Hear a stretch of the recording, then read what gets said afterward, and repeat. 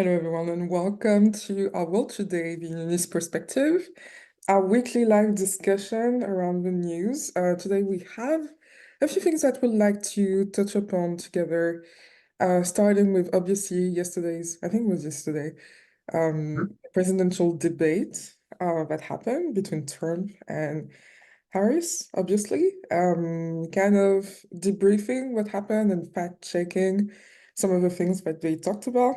And then we'll talk a little bit about the Chase Bank glitch that happened over the past few weeks and kind of explain like what we understand of it and what are the lessons to retrieve out of it.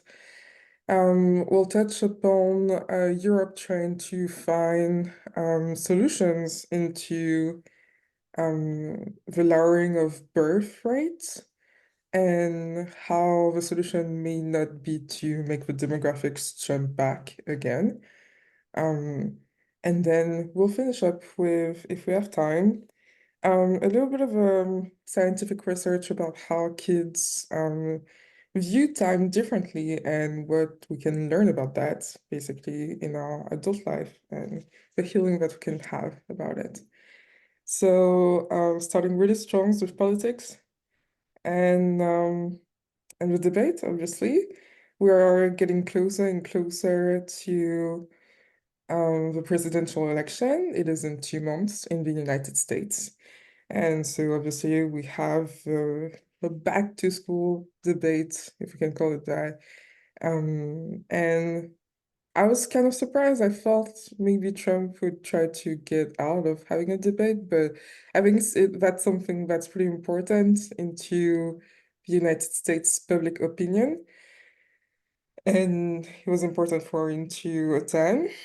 I did not watch it, obviously, because I'm not an American citizen, but the goal of our discussion is obviously to share our different views from all around the world.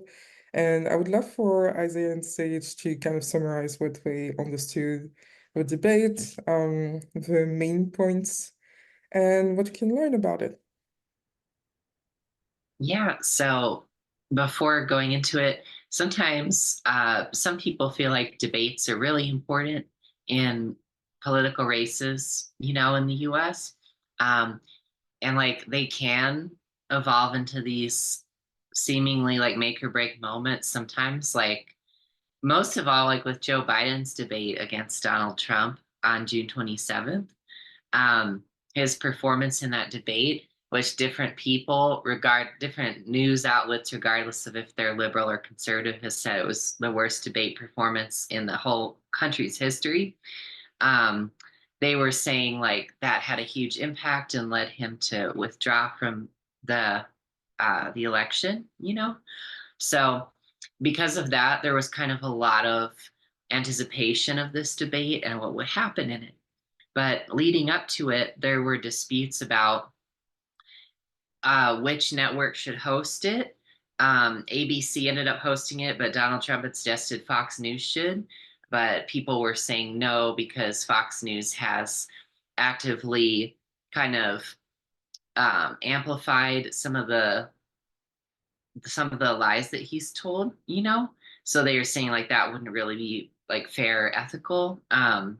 Like particularly about the 2020 election being stolen, which is debunked even by someone within who was in Trump's administration to oversee elections. They were talking about whether the mic should be muted or unmuted, and the Trump campaign wanted the mics to be unmuted when they between in between exchanges, because the Harris campaign was saying we want to catch the hot mic moments of Donald Trump saying stuff that was like maybe a little bit off color, but they ended up muting the mics. When one was speaking, the other mic was muted. And then, yeah, so there were like different things, right, that they were debating about it. And so that's how it ended up being. And then the fact checking was also one of the points of contention. So depending on your political perspective or just your analysis of the event and what you feel is right or wrong, um, there was some fact checking by the moderators, but all of the fact checking was centered on Donald Trump. There were no live fact checks on Kamala Harris, and there are different perspectives on this. So some perspectives would say like Donald Trump received all of the fact checking because some of the things that he was saying were, you could say, the most easily like weaponized kind of rhetoric. Like, for example, just to give a couple. So one of the fact checks was a long running one. Because in this debate, he said that the 2020 election was stolen from him, so that it was a fraudulent election, even though they haven't produced any evidence in that. And he said that the he tried to challenge the outcome, the fraudulent outcome, he says, in court, and that he was dismissed because he didn't have standing to sue. But that actually wasn't the case. His legal team couldn't provide any evidence of his claim, so that's why the case was dismissed. So the moderators fact checked that, and also fact checked him saying that he was being sarcastic when he said that he lost by a whisker. In recent weeks, he started to say that, but he backtracked on this, saying, no, I was being sarcastic when I was saying that. So because this is such, you could say, because this is such a divisive thing to say in American politics, and because it's so blatantly untrue, that they were like, we have to fact check this. Okay. So that's one side. The other side would say, if you're going to fact check, you have to do it even-handedly, right?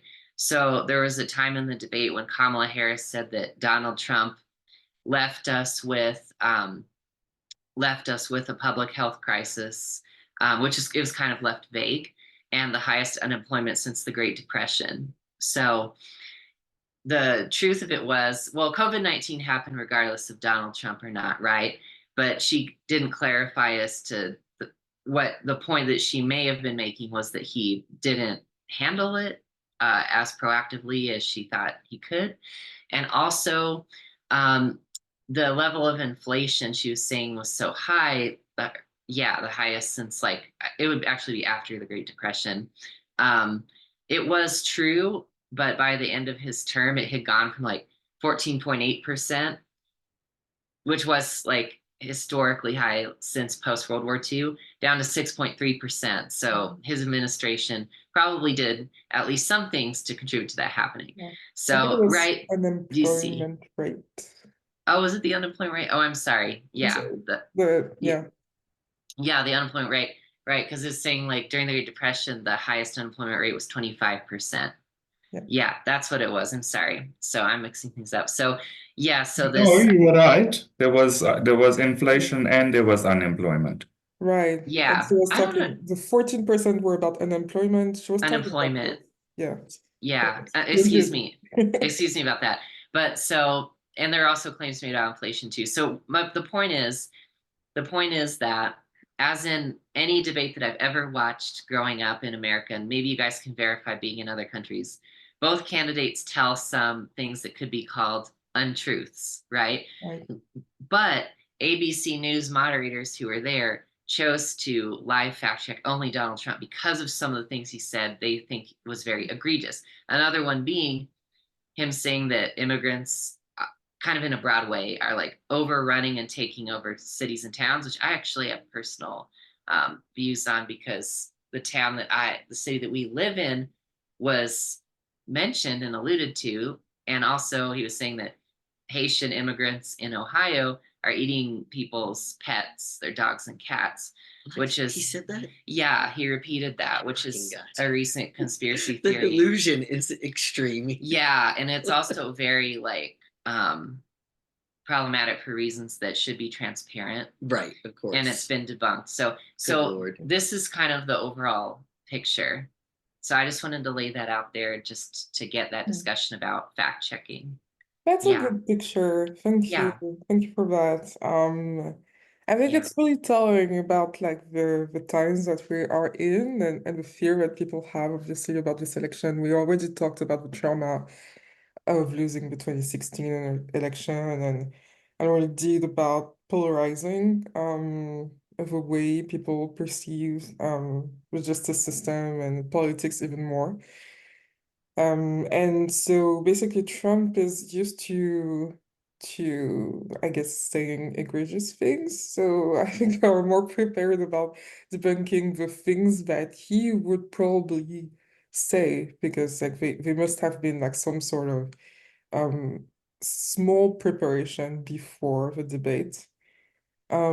I think most people are ready to tell what is true and untrue in a debate in any democratic political election. Like people do that in France too, and I think it's pretty important to have a debate with the last two runner-ups. And I think that's where we can be really grateful about some of the media's really like reactiveness about debunking info, because non-US citizens had access to what the debate was about like pretty soon. And the thing that I based my research on was like the NPR article. I tried to search for neutral articles on the internet. I really tried to had like neutral fact check of the debate. I had at first something that felt a little bit more on the side of Trump, even though like it was trying to talk about both candidates, which is sometimes a little bit worrying, but whatever. And then I add NPR, and NPR is pretty much like artistry, left field, I guess, on a lot of things, but they were really surprisingly neutral there, which means that they debunked everything that both candidates said, which is great. I think it's good internationally to have that. It's too bad that the debate was like based on a little bit of fear that Trump would be so outrageous that it had to be like very, very controlled. But I also can understand why it happened, and that's the reason why ABC was chosen. And I think it also demonstrates like a little bit of the way the way people choose and the power that democracy like has and still has on the way elections are being prepared, because like basically he could not have Fox News um do anything about it, and I think that's a good thing. I think that should be a pretty relieving outcome to the debate overall, even though like some things were a little bit crazy. Um, but of course, like if you're used to like living in fear and you're living in fear of this election, like it can be a little bit hard to get out of the amount of like pressure, excitement, dramatization that is around the election. So I feel pretty clear, if not satisfied, about like the debate, but I wouldn't know about like the average US citizens in this case. So yeah, there are a lot of things that we can discuss on. I would say like the biggest things that we should discuss is probably like the fact that the inflation was already down by the time Trump. No, no, I was saying I was saying the right things. The inflation wasn't high when Trump was in administration, but he was in administration since 2020, and usually like the impact of your economic policies, they're more felt, and I think a lot of people tend to forget that they're more felt by your successor than within your mandate. And that's why we would have been like more able to anticipate like how it would look if he had had a second mandate there, um, consecutive mandate. And also like pretty much every country in the world is in inflation. So that doesn't really tell us anything about America specifically, I would say. So it's pretty easy to debunk But if people just want to look at numbers without translating them and not knowing how to translate that data, they could say that Trump saved them economically. And then there's also the unemployment rate, which was a little bit exaggerated by Harris. Obviously, like there was a peak at 14% of unemployment during COVID, but then was down. And yeah, I don't think that says much. I think people can try to put it out of context. Like I think a lot of candidates all over the world say egregious things during debates. Like nobody's perfect, but it's about like the overall, I guess, win, about the communication of like why you're here, and not saying too many egregious things either. So that would be my overall feeling about it. But I do think that you guys have a lot to say about it. So let's open up this discussion. What do you feel about anything we have talked about right now, Nadia? Yeah, I was listening to the NPR summary of this and I skimmed through the article that you shared. And the way they were describing is that Kamala Harris had a very tactical strategy when coming into this debate. And they made it a point to say that she came in and she shook Donald Trump's hand. And apparently this was the first time that they actually met in person and spoke. Yeah, so she was already prepared for his nonsense. But also, I don't like how they didn't evenly distribute the fact checks to both of the candidates. But she was prepared for him to say some egregious things, as well as to poke at certain places that he already was kind of didn't have a strong foundation on. For example, like immigration, what he was saying with that was definitely out of the field of like anything political or anything that is like proper. And she mentioned how people were leaving his rallies. And he kind of stumbled in his policies of immigration just by hearing that. And he couldn't really bring into his points about immigration after that. And Kamala Harris also emphasized you, like, I'm here for you, I'm here for the voters. So keeping a very like neutral bias perspective on both candidates, I do feel that like both of them are still not the strongest candidates to lead this nation. But of course, what it's looking at is, of course, Kamala Harris being a better candidate for the people compared to Trump, obviously. And it just feels like Kamala Harris has kind of backtracked in a lot of her previous policies. For example, with fracking, she completely was for fracking in 2019. Now she's saying that, I mean, completely for banning fracking. And now she's saying that she's for fracking. So a lot of like backtracks. And I feel like she's very much tweaking her policies so that she could get that vote and that win. So I don't know if the sincerity and genuinity is there for either candidates, but that's how I feel about this right now. Mhm. I happen to notice through, I guess, Michelle Obama doing a speech a few days ago.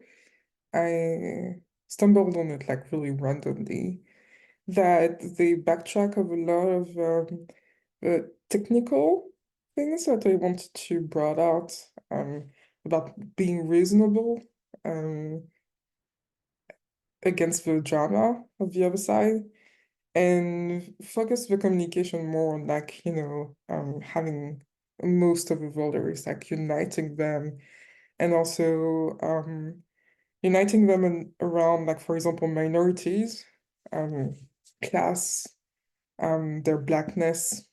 And that's not something that you would ever see in France. But I do feel that it maybe a good communication because like people don't vote for technical things just like they don't buy because your thing is the most technically advanced on the market. It's about how you communicate it. So basically the technicians, the ones that really look at the programs, they know that there's something there in terms of the leadership is not necessarily strong and whatever the party, by the way. And then like to convince the public, you kind of have to have also certain qualities that they're trying to, I guess, put forward. So that's something to take into account into the fact that she probably backtracked a little bit. Because like people, most of the voters, like they won't go into detail about like fact checking all these things, even though like the media does it. So yeah, you really have to make a strong like communication impression or marketing impression even. Grenville, anything to say about everything we've been discussing? So yeah, I kind of want to go back to the initial the purpose of these debates. Like I'm not certain that I understand what purpose they serve in the first place. So for instance, in South Africa, we wouldn't have presidential candidate debates the way it seems to be happening in other countries. And secondly, it wouldn't be the politics of the individual. It would be the politics of the party, the policies of the party. So it feels a lot like a little bit of a popularity contest, and that's why people can be faulted for making egregious, outrageous statements. But it does, I mean, if Trump were to be standing there saying the Republican Party stands for X, Y, and Z, these are the things that we have delivered, will deliver, and these are the things that are currently in process, it makes the conversation different to saying, oh, you didn't, and you left us with this, oh, and you left us with that, and oh, by the way, your heels are too low, you should be taller when you speak to me, kind of thing. It sounds just a little bit ridiculous. And then on the other hand as well, it feels like this Barney of personalities as opposed to, okay, we're going to have a debate. This is the agenda. These are the 5 topics that we want you to cover so that we can comfortably compare your party's position related to these 5 topics. It would make it such a more reasonable process. It would make it such a more comfortable process. And it would also make it a more factual process because my party manifesto can actually then speak to those things. And if somebody wasn't watching the debate, they could go onto our party's website and read that stuff, as opposed to going, oh, this man is going to say some dumb thing, so maybe let's turn on his mic so we can catch him out. Yes, it's unfortunate, but it also shows you the level of education and intelligence people think Americans have. And given that perspective, this is what they think would be the most entertaining and the most informative. That's why Donald Trump talks the way he does, because he can have the most influence by being very simple and very colored, I guess is the word. And I think that's the issue, right? The issue is, should it be for purposes of entertainment, or should it be for purposes of showing the value that I and my party are going to create when we are in power? Well, I think a lot of people tune into that for entertainment, for good love, for trash talking the candidates, for saying that it was a shit show on social media afterwards. So, I mean, to be honest, like it's hard to say that, but I do think that right now the media is just aligning with what people are choosing, maybe unconsciously. feeding the shit show over again and again. Like, and I think there's a lesson there. Like we go into periods of stability, into like wanting to have like things that are more serious, more grounded, but if we don't make the work to really heal, not having drama and stable foundations into our politics, into our system. And so they come back. And when they do, like we might say like, oh my gosh, this is the fault of someone else or this one, that this is such a shit show and we're just participating because there's nothing enough to do. But the truth is like with like posting and engaging with it, we are feeding this kind of entertainment beast of just like turning everything into comedy instead of like taking it seriously.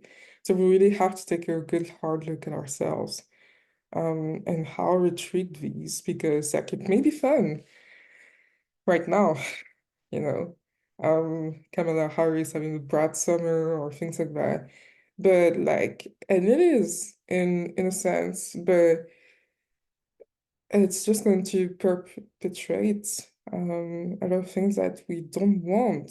And we experience the funny side of it, but later on we may experience the bad side of it. So yeah. And I think that's what it is, right? That the feeling isn't that it has to be all seriousness.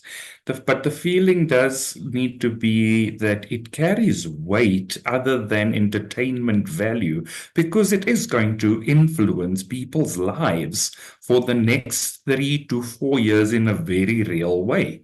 And it goes back to a conversation that we had a while ago, and your comment around, well, build the love list for the country that you want to live in, because this is the core of it.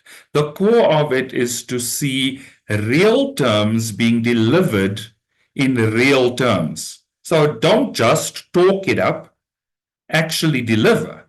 But also, don't treat my life as if you are the grande dame of the circus closing the evening act kind of thing.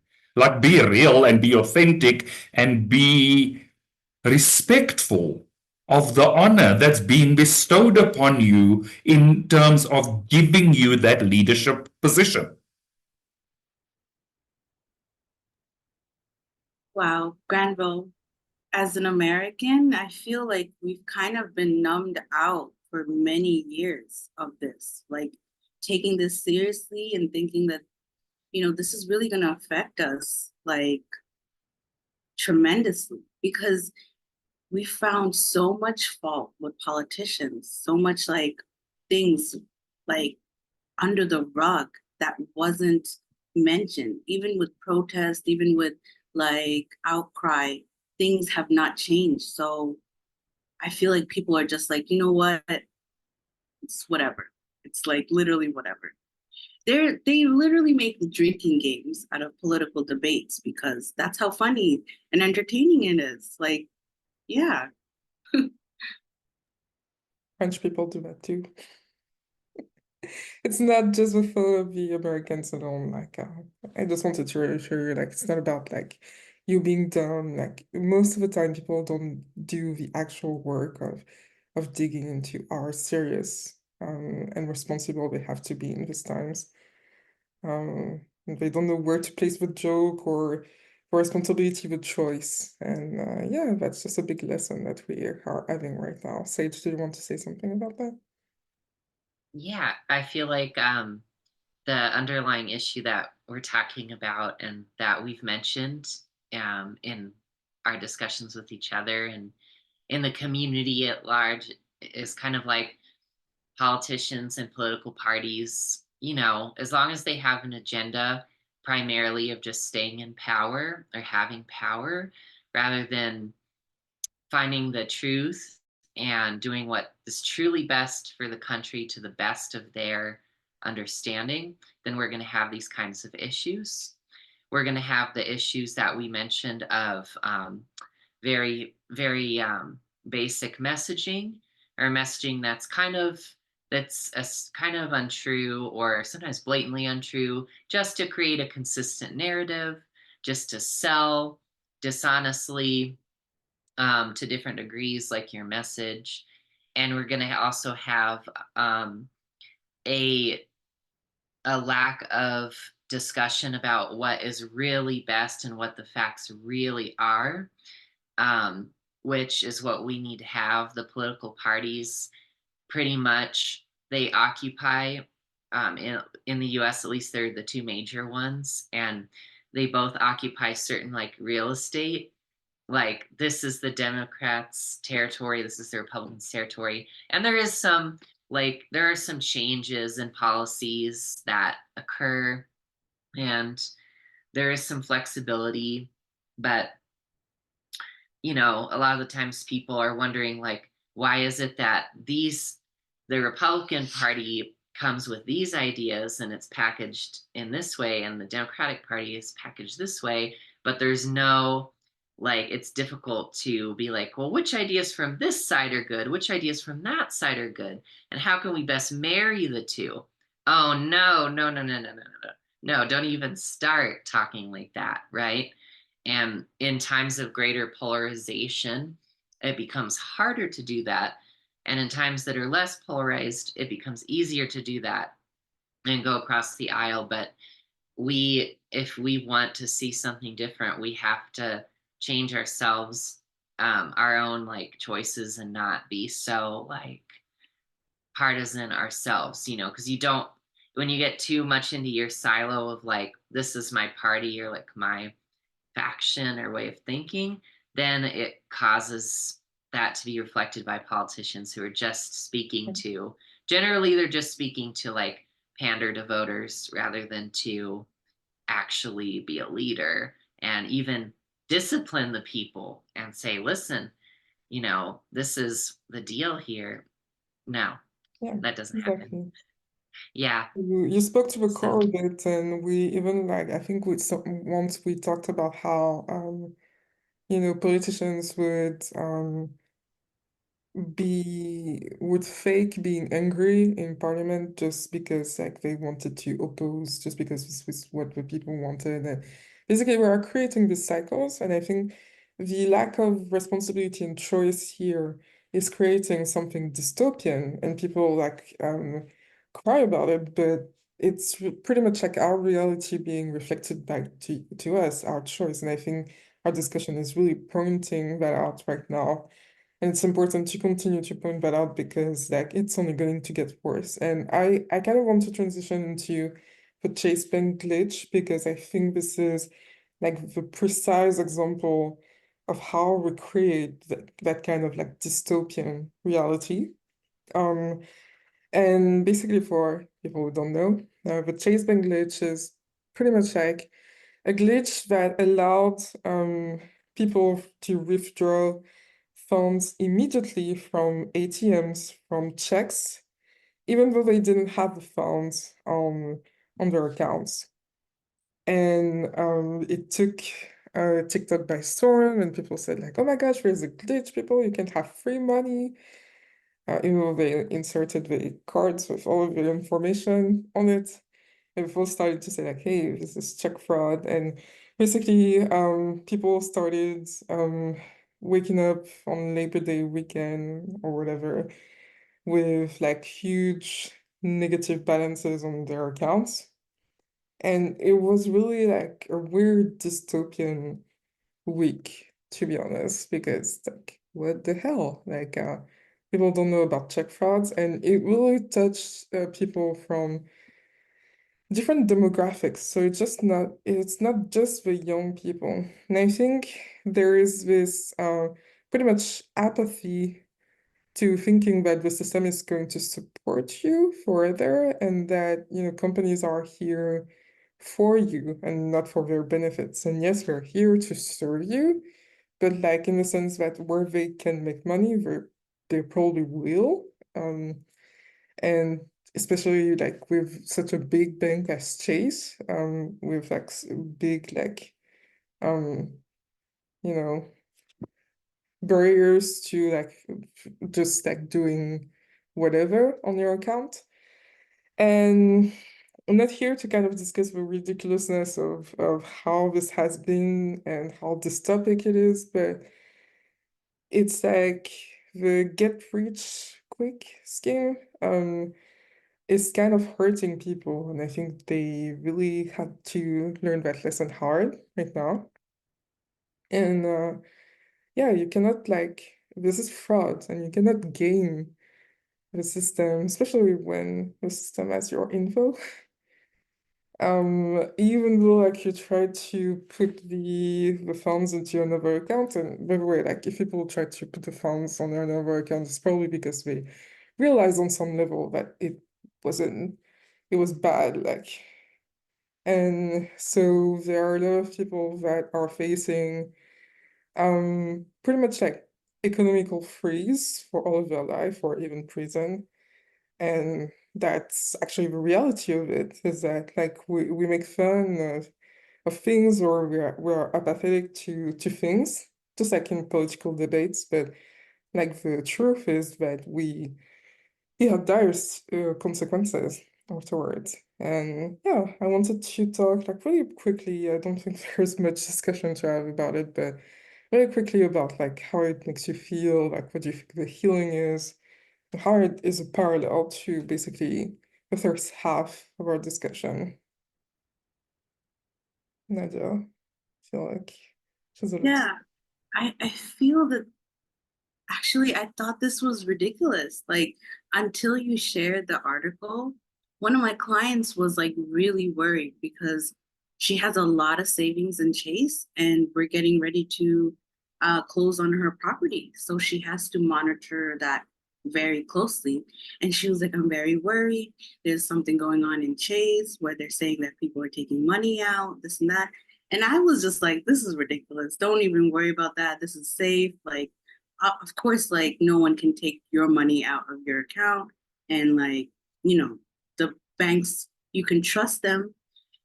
And now that you shared this article, I was just like, whoa, I did not know that it could be like such a tiny fault in the IT or Chase Bank industry that causes this catastrophe. And even if someone discovered this glitch, like obviously they will get the money back. Like it's not like you're free. Like you're not going to the Swiss banks with this and never coming back to the US or something. So it's just, first of all, there definitely needs to be insurance with the banks because it has been like so many glitches throughout centuries with banks, especially during the Great Depression. And second of all, like either way, like whether you do fraud or not, one way or another, it will be caught. It will definitely be like revealed.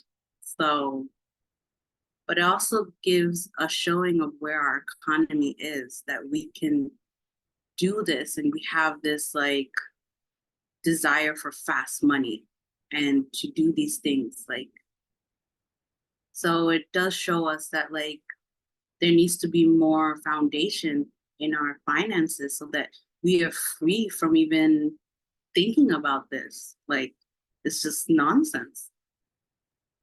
Yeah, I'm hoping that, millennials have been discussing making their children learn like financial literacy. And I'm hoping that this is something that we can actually apply starting with the next generations. It's like, whoa.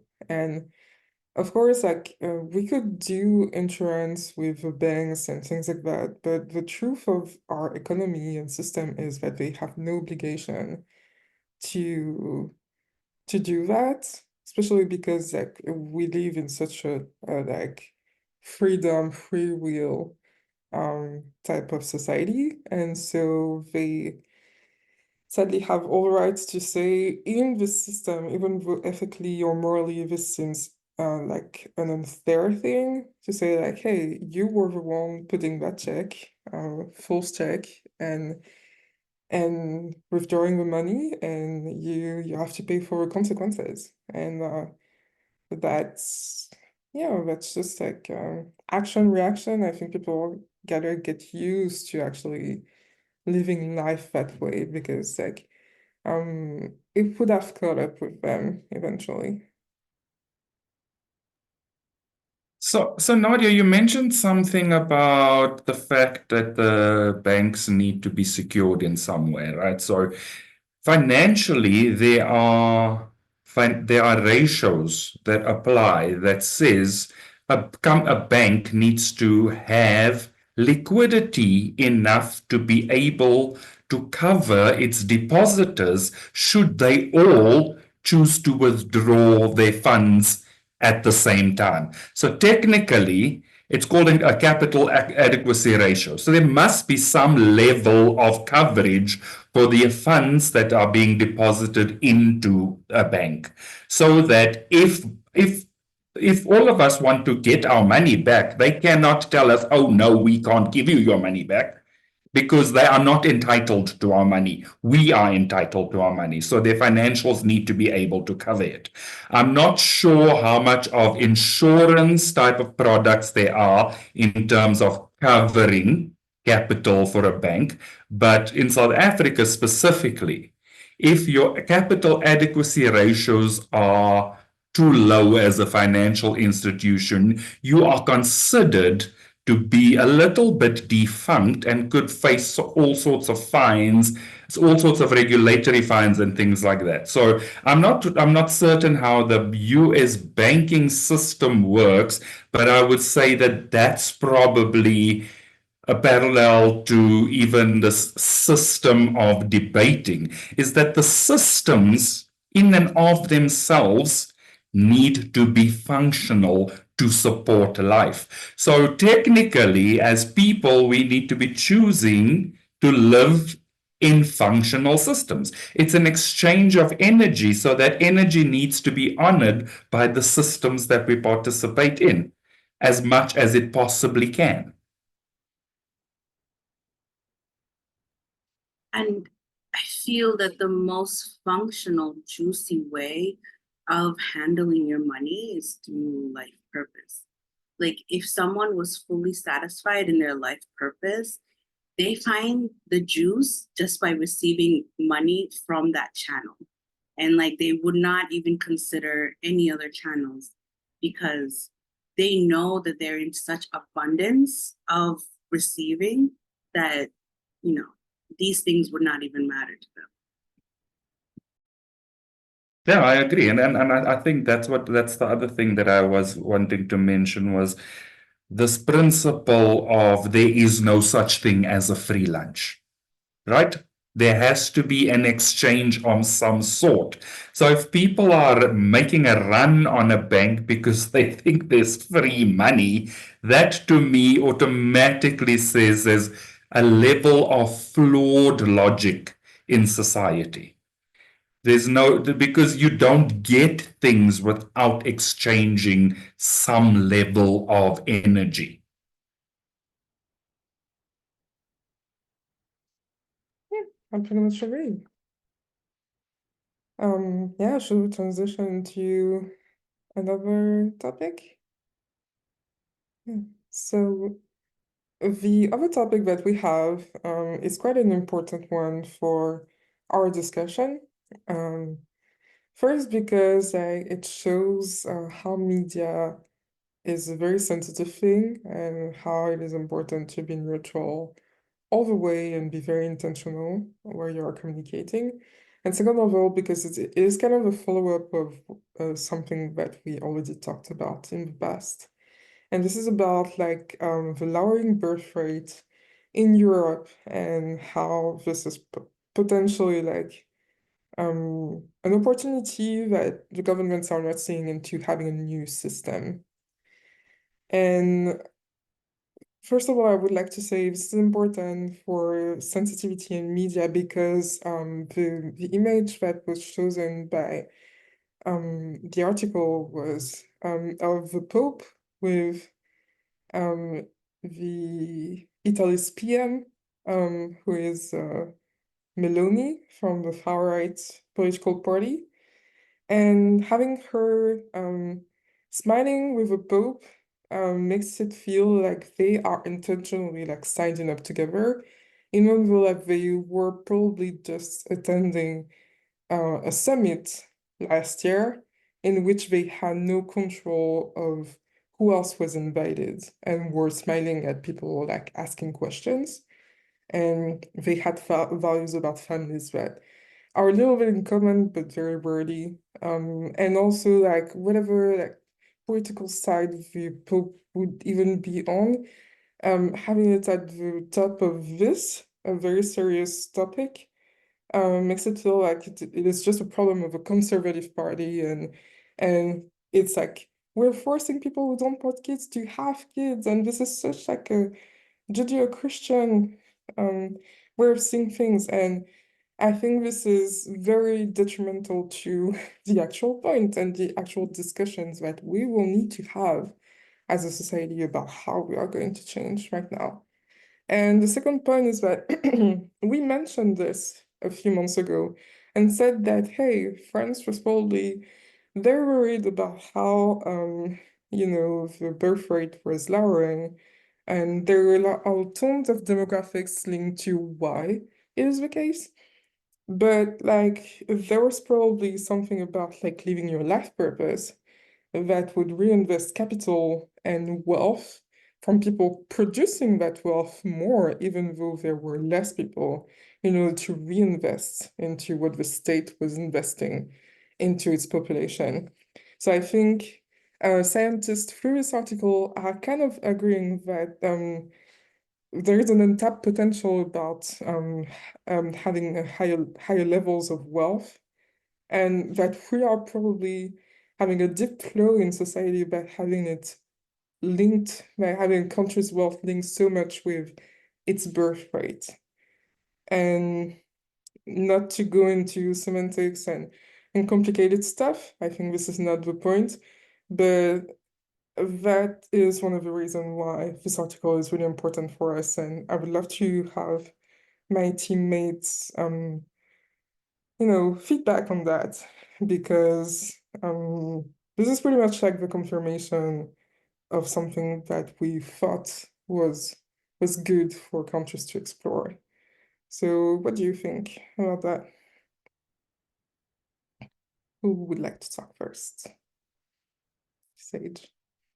Yeah, I think that I agree. I feel like the idea that the well-being of your economy is directly linked to the birth rate being like maintained and the population staying the same or growing, is it feels like a lack mindset and a mindset of limitation, because it's you're basically, if you're thinking that way, then you're excluding the possibility that the citizens of your country could just kind of increase the value that they give, like do kinds of work, excuse me, that are higher value added, basically. Because the model of growth during like the previous centuries was kind of like there are tons of people, we have this big workforce, so everybody can throw themselves at like manufacturing jobs, basically, or like very basic jobs, and through that we can grow and everything like that. And it's like that is going to change. A lot more stuff too will become like automated, so the simplest, lowest value added tasks won't always be there for people to do. And viewing that as like, that's not necessarily a bad thing, right? It's like, then people can move on to doing maybe more work that they really want to do, or that they're really called to do, And so, yeah, I think it's like about overcoming that lack mentality. Although when you look at it at first, it does look scary, because you're like, oh, we will have all these people in retirement who aren't adding more value, and they're mainly just they're, you know what I mean, like they're not like contributing a lot of economic output. but then they're also requiring a lot of money basically from the state and stuff like that. And so, and also not spending too much, a large amount of money because they're not like raising a family or something like that. So it's kind of like, yeah, it can look scary when there's like so much retired people, so many retired people, and like fewer working age people. But yeah, there is a way, and people don't need to get all like panicked about it. So that's what I was feeling. Indeed, like I feel this is probably the right time to throw in a few numbers. People are a little bit peeved about their retirement being touched, but like experts say that there are a lot of things to do actually about having healthy retirement policies, even before touching the age thing. And also like countries are investing a lot of finances into a pro-child system. And basically, sociologically and culturally, you cannot force someone to have a child if they don't really want to. And culturally, we can see and feel that change. And we can understand why, because that also perpetrates quite literally poverty for people. And with all that we just discussed, I think it would be a very just choice for people to choose not to have children, or have less children, if they desire so. And the second really important thing that we don't necessarily talk about, but that the International Economic Committee actually pointed out, is that this money could be invested into helping women have higher accessibility to work. So this means that even in Western countries, developed countries, where everyone has accessibility, it is said that women and minorities still have difficulty accessing jobs and accessing wealth for themselves. And so that there is a lot of work to do with that.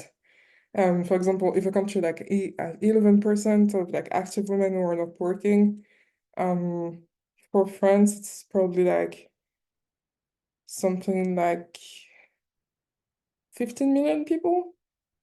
That's a lot of people. So, no, maybe 5 million. That's half of 15 million, 7 million. Because 15 million would be 11% of men and women. But I think the unemployment rate was as high as that at one point. So there are a lot of people that we need to actually invest into, in order for them to produce their wealth and be financially independent. And I think that's the untapped potential that, even if the International Economic Committee can see that, I think it's time to release the arrogance and maybe release the past ways of doing things through having a pro rata of child rates and birth rates, in order to make a country survive and pay for itself. And yeah. So But I kind of feel like there's a bigger debate, and it feels like all of these systems are actually unbalanced. It feels like there's sometimes too much of one thing, too little of another thing, and there's no real stasis being achieved by all these factors almost working in balance and working in tandem in their part. So the parts are seeming to be seen to be greater than the sum of the parts, because each part doesn't have to be equal, but each part has to kind of contribute its piece to bringing that system into balance. It's literally the fact of all cogwheels are not the same. You need the smaller cogwheels to help the bigger cogwheels turn. And I feel like that's where the issue is. The issue is that there are actually people that could take on the workload But we're also advancing to a point where certain work is becoming less necessary. And society is not shifting along with that. So there's advancements happening. There's a requirement for some mechanical work, but there's also a requirement for some people who can be educated to take up that layer of mechanical work that's not being taken up, that middle layer of work that kind of straddles the mechanical and the technical. It's literally balance. Bring balance back. The desire to be in a balanced state feels like that's the core of the healing. Yeah, like you bring a good point, and right now Europe, and I mean to say probably like most of the world is in a battle of trying to for people find stability in what worked in the past. And for most people, most of the other people like trying to contain like the most violent expressions of trying to go to the past to try to find solutions. So on the spectrums, like we are kind of like that on the side, and this balance is empty. Like there is virtually no energy being put here.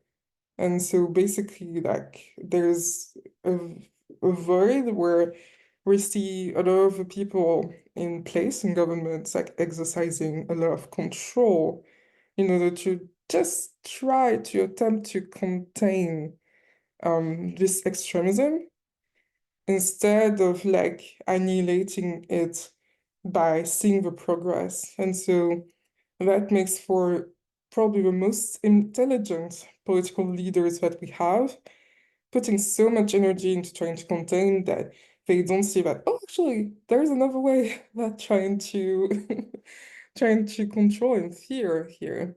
Try to control a fear that no one will bring us kids anymore. And I think even the best ones, go into that sphere of fear, because like when you know what is behind power and the responsibility and the things that there is to change, it can feel difficult. And so what I feel right now is basically like this fight, and almost this fight against the people to try to stabilize the country, but like not realizing that actually people are not fighting complete change. They're just fighting because they fear. And if you're inputting more fear, like you're just going to continue to imbalance the country.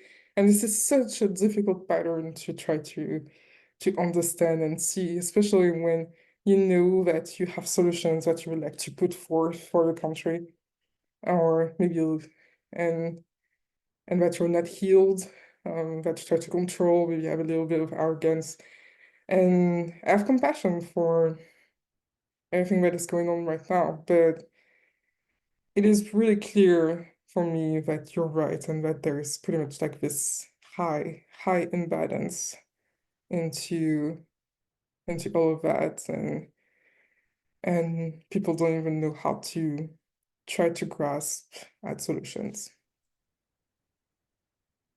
Any last words, Nadia? Yes, I resonate what you guys are saying, and I feel that the consciousness of having a controlling government, worrying about if there's enough population to continue their cycle, is fading out naturally, because people are like, no, lifestyle is expensive. Like, I cannot afford another child. And people are living the life that they wish to live instead of like thinking that this is the way it's supposed to be. And I have a particular perspective on this, as that we are one world. And although the European nation is getting fading that consciousness that you don't need to produce in order to feel worthy, there are still countries that feel that way. So if Europe has its own people that are feeling that no, we're not gonna give birth excessively and we have our own business, we're taking care of ourselves. There are other migrants that would love to come into Europe that still have that consciousness that could fill in the void that the country is now experiencing. So ultimately, it's a cycle of one going through generations of feeling that poverty consciousness all the way to a foundation of financial stability. And the demographic experts would tell you that we know that by 2050, we're not going to have enough people to produce enough wealth in our countries. And immigrants are going to be like really, really important for us to sustain any type of work in Western countries. But this is the talk for another day entirely. Thank you to everyone who's watched this discussion live and everyone who's watching the discussion from YouTube. Don't forget to like, subscribe, and comment if you want us to do more of those, and share your your thoughts and topics that you would like us to discuss. See you soon.